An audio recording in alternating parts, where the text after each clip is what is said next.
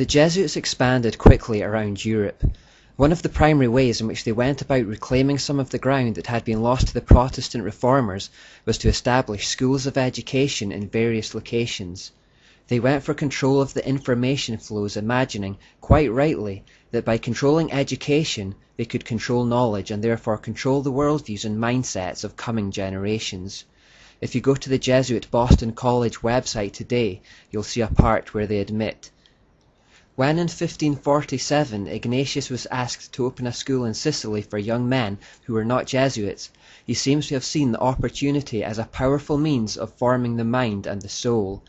To bring people to God, he sought to form those who, in their turn, would form or influence many others. These schools that catered for children of all ages soon spread across the world as part of a covert campaign to turn people back to Rome. The key to it was that, unlike other Catholic institutions, the Jesuit schools actively encouraged Protestant children to enroll. This tactic gave them an opportunity to indoctrinate future generations with the rites, ceremonies, and symbols of Rome. They particularly wanted to target the children of rich and influential Protestant families because they knew that what was taught to them would have a trickle-down effect on the rest of society. Like Jezebel herself, the Jezebel spirit goes for the powerful men who will influence others. Jesuits also sent missionaries to far-flung places in the world like China, placing great emphasis on the importance of assimilating themselves into their culture. By educating themselves on the language and religion of these places, they could become teachers of the people and work their way into positions of influence. They were incredibly committed, hard-working, and disciplined in these tasks, pouring out their lives for the furtherance of their cause. Wherever they went, they consistently compromised their own message with the local pagan practices of the area to get a foothold, just like they'd done in Rome itself. When they returned to Europe from these far-flung places, they brought back with them the occult and pagan ideas that they'd picked up there. In Britain, the Jesuits made use of fifth column tactics. They started filtering into the country in the 1560s, and almost immediately they were found preaching from pulpits disguised as Church of England ministers. In 1568, a Jesuit priest posing as a Church of England minister accidentally dropped a secret copy of instructions on how to undermine and destroy the Church of England. After a search of his lodgings, further documents were discovered in his boots, including a license from the Jesuits and a bull from the Pope Pius, which authorized him to preach whatever was necessary to inflame animosities and widen divisions. They saw no better way to demolish churches than to infiltrate it in the guise of a minister who could introduce divisive false doctrines and ceremonies from the pulpit. The Jesuits also plotted to kill Queen Elizabeth I on many occasions so that the country could be returned to Rome. The Spanish Armada of 1588 was one such attempt to sail against Britain and overthrow the Queen, who was seen as heretical and illegitimate by Rome. The Spanish Armada was defeated, but true to the Jesuit oath, that which could not be achieved in the open was pursued in secret. After Elizabeth I died and James I took to the throne, Jesuits attempted to blow up the Houses of Parliament in 1605, the infamous November the 5th gunpowder plot, led by Guy Fawkes, an event we celebrate in Britain every year. There were also murmurings and suspicions that the Jesuits were responsible for the Great Fire of London in 1666, although there seems to be little hard and fast evidence to support the theory. There was simply a mysterious book written in 1667 by a man claiming to be a Catholic Christian, in which he portrayed the Pope as fanning the flames that ravaged the city. In truth, the Jesuits were largely frustrated in Britain, but they did have more success in Europe. Having established themselves in Italy, Spain, Portugal, and Austria, they set their sights on Germany, the birthplace of the Reformation. There they gained influence with the rulers and initiated campaigns of persecution against Christians. In keeping with their oath to stir up division and bloodshed in countries that were previously enjoying peace and prosperity for the sake of the Catholic Church, this persecution of Christians led to much disruption, war, and bloodshed around Europe. They reignited the persecution against Protestants in Germany, leading to the 30 Years' War of 1618. Although Protestant Sweden stepped in to stop Germany from being returned to Catholic darkness, it left the country in ruins for a long time afterwards. In the neighbouring Austro-Hungarian Empire, Jesuits were so influential that they virtually controlled the emperor at the time.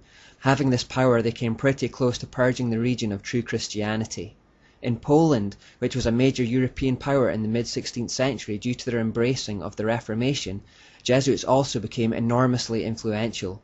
This influence led to a decline in national well-being and disastrous policies towards neighbours that eventually led to their annihilation. Entry into France was slower, but was achieved by the formation of educational institutions. Jesuits were implicated in the assassination of the French King Henry III in 1589 and his successor, Henry IV, in 1610. They believed it was their right to kill any heretical monarch. They took the initials INRI, which biblically represented the Roman inscription above Jesus' head on the cross, meaning Jesus of Nazareth, King of the Jews, and gave it a double hidden meaning which meant it is just to annihilate impious rulers. If you read their oath, you'll know that they paid no respect to rank or position. The French king Louis XIV was more to the Jesuits' liking though. Louis had a Jesuit confessor from childhood whose influence turned him into a fanatical bigot, unleashing terrible persecution against Protestants. Louis also led an immoral life, and the Jesuit confessor made careful use of his secrets to have him trembling at his feet for forgiveness. This was a common tactic by Catholic priests generally, to use the confessional booth to gain access to secrets that could be used for blackmail later. Knowledge is power. By 1685, the situation was severe enough for hundreds of thousands of French citizens to flee for their lives to remote areas, and those that stayed behind faced terrible punishment. This was in fact replicated all across Europe, where true Christians had to flee to communities in remote areas to avoid persecution from Rome. Some of these examples are recorded in Fox's Book of Martyrs. As the Jesuits continued to rise to power and influence in Europe, they also accumulated vast amounts of wealth and property. However, their scandalous greed, their loose morals, their ceaseless political meddling, and their encroaching upon the clergy had stirred up enmity and hatred everywhere they had been, and this would lead to their downfall. Amongst the higher classes in particular, the Jesuits had been brought into complete disrepute. Governments began to realize that this single group were the source of nearly all the disruption in their lands. In fact, so severe was their cancerous activity that the Jesuits had become a threat to the very fabric of society. Nations could stand it no longer, and the Jesuits were systematically driven out from previously friendly Romanist countries during the period of 1760 to 1770. Although the Pope at that time, Clement XIII, still supported the Jesuits, the nations of Europe ramped up the pressure on him to take drastic action. The French government were particularly fierce in their protests against the Jesuits, saying in 1762, "The said institute is inadmissible in any civilized state, as its nature is hostile to all spiritual and temporal authority. It seeks to introduce into the Church and States, under the plausible veil of a religious institute, not an order truly desirous to spread evangelical perfection, but rather a political body working untiringly at usurping all authority by all kinds of indirect, secret, and devious means. The doctrine of Jesuits is perverse, a destroyer of all religious and honest principles, insulting to Christian morals, pernicious to civil society, hostile to the rights of the nation, the royal power, and even the security of the sovereigns and obedience of their subjects, suitable to stir up the greatest disturbances in the states, conceive and maintain the worst kind of corruption in men's hearts." Notice the very distinctive Jezebel or Asherah characteristics of the organization described here. The hostility towards all authority, the attempts to usurp it using manipulation and secret means, the desire to claim all authority for themselves. And remember that this shouldn't surprise us, as Loyola spent 3 days dedicating himself and his order to her in the form of the Black Virgin of Montserrat. With her at the spiritual helm, it of course displayed her characteristics. The pressure on the Pope became too much to ignore, and so eventually he reluctantly called a secret conclave in 1769 to bring into effect the suppression of the Jesuits. Mysteriously, he died the evening before the meeting could be held. It was strongly suspected, of course, that the Jesuits had been the perpetrators of the murder.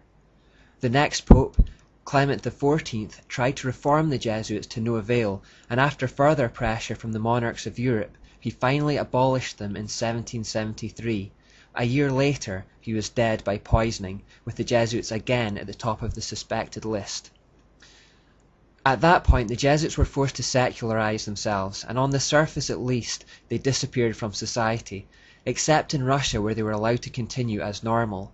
The Russians wanted to use their skills to subdue the recently conquered Polish people. In return for their help, the Russians would give the Jesuits refuge. Since it was the Jesuits who were largely responsible for the weakening and destruction of Poland in the first place, the people of Poland have more reason than most to feel animosity towards the order. With the Jesuit order more or less finished as an effective religious weapon though, Satan needed to change tack in his continued war against Jews and Christians.